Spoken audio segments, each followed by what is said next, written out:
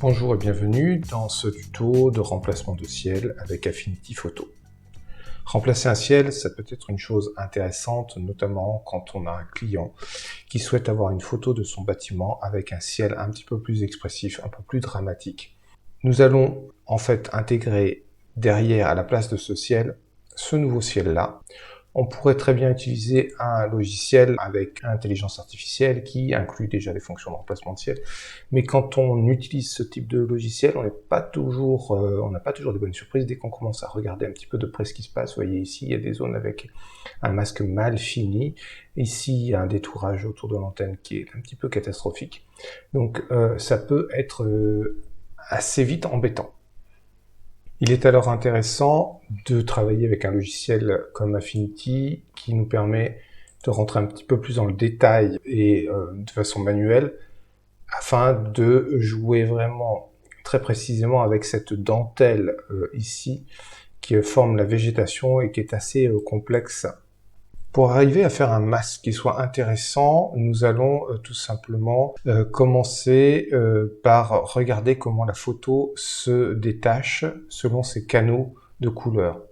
Nous avons bien sûr la possibilité d'afficher ici le canal de rouge, donc c'est toutes les valeurs de rouge, le canal de vert ou le canal de bleu, tout ça séparément. Et ce que nous pouvons remarquer, c'est que ici, le canal de bleu est celui qui nous offre la plus belle différence en termes de contraste entre le ciel et la végétation, et c'est à partir de là que nous allons commencer à travailler.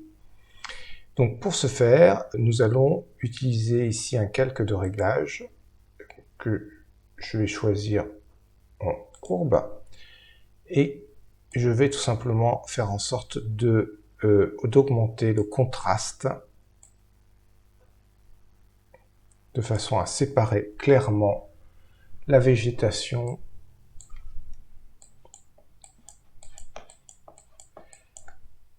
ici j'ai l'antenne qui est bien dessinée, qu'on va garder parce que même si c'est quelque chose que normalement on ferait sauter, ici c'est quelque chose qui m'intéresse pour vous montrer quand même la puissance un petit peu de travail. Et on va partir sur quelque chose qui est à peine un petit peu plus voilà, contrasté, voilà, comme ça. Pour garder en mémoire en fait cet état des choses, nous allons ici tout simplement venir sur le canal composite bleu et d'un clic bouton droit demander la création d'un canal de réserve.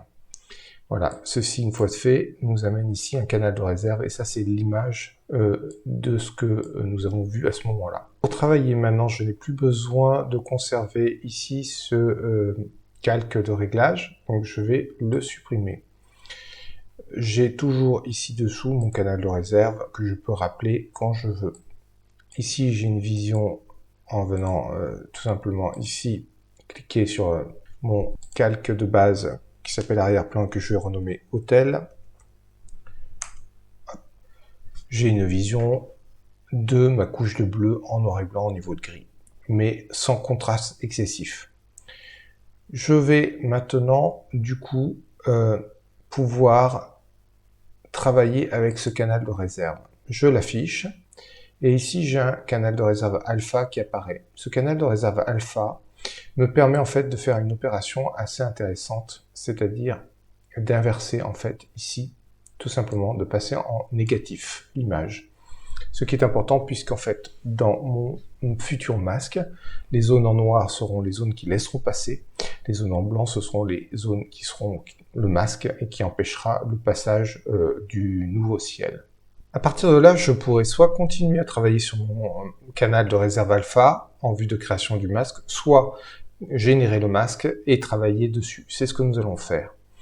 Alors, je n'ai pas envie de générer directement en fait un masque qui soit intégré ici à mon calque hôtel. Donc, je vais déjà fabriquer un masque vide que je vais rattacher ici sous le calque hôtel, et c'est celui-là maintenant que je vais venir impacter avec mon canal de réserve. Donc je clique sur le canal de réserve avec bouton droit et je demande à charger vers masque alpha. Masque, c'est le nom en fait ici de mon masque, et alpha parce que c'est la couche alpha du masque.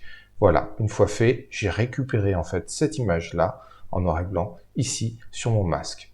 Je clique dessus avec la touche Alt pour afficher le masque seul en noir et blanc et je vais pouvoir maintenant commencer à travailler dessus. Comme vous pouvez le voir, le détourage au niveau de la végétation s'est fait de façon très précise, mais j'ai un certain nombre de choses qu'il va falloir que j'enlève en dessous et pour cela, il va falloir que je vienne avec un pinceau blanc.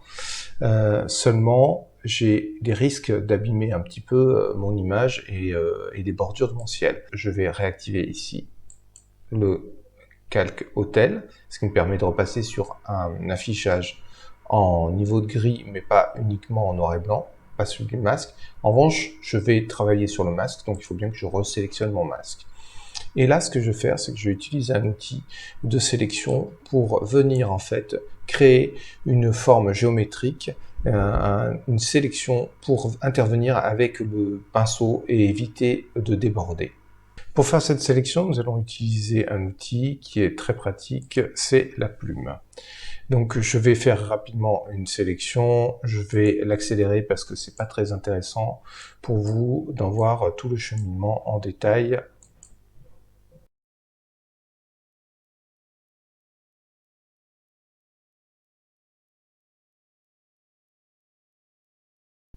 Voilà, maintenant nous bouclons en fait notre tracé. Et à partir de là, nous pouvons demander tout simplement en haut ici la sélection, transformation en sélection.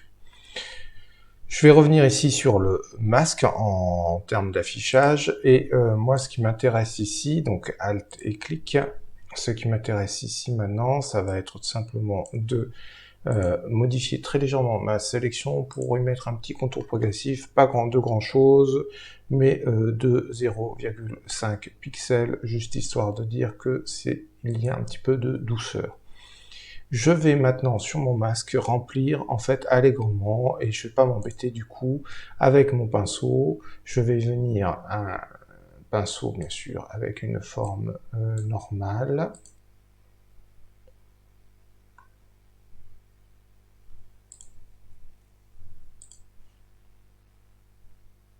Une épaisseur assez importante. Voilà, et remplir, bien sûr, ce pinceau, je le charge avec du blanc. Là, maintenant, je vais pouvoir venir, tout simplement, faire ce petit travail de remplissage de la zone en bas. Et au moins, je suis sûr d'une chose, je peux maintenant désélectionner et reposer mon pinceau.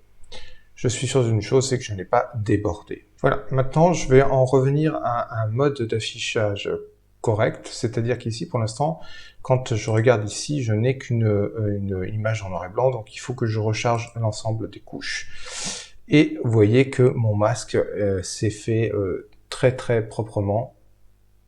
Je n'ai plus qu'à importer le nouveau ciel, hop, qui est ici, et je vais aller le placer. Donc, il est sur un nouveau calque. Je vais venir le placer en dessous. Voilà. Et j'ai récupéré maintenant mon nouveau ciel. Ancien ciel, nouveau ciel. Je peux, avec cette méthode-là, ici, venir travailler sur le masque de façon à finaliser un petit peu la façon dont, parfois, il y a une petite frange, puisqu'on avait laissé quelques pixels gris, et la façon dont ça joue. Alors, s'il y a besoin, ça va dépendre en fait des ciels que l'on intègre. Et dans ce cas-là, pour jouer là-dessus, c'est relativement simple. On vient rajouter ici un nouveau calque de réglage, par exemple ici de niveau. Et on fait attention qu'il soit bien positionné ici au-dessus du masque. On va jouer avec, mais en alpha. Et si on vient, en fait, ici, je vais vous montrer un petit peu chatouiller les petits potards. On peut, ici, en déplaçant le niveau noir, ici, intégrer plus ou moins ces pixels gris foncés, de la même façon ici, avec le blanc et on peut jouer ici sur l'intégration au niveau de la frange. Voilà, notre intégration est finie. Merci d'avoir suivi.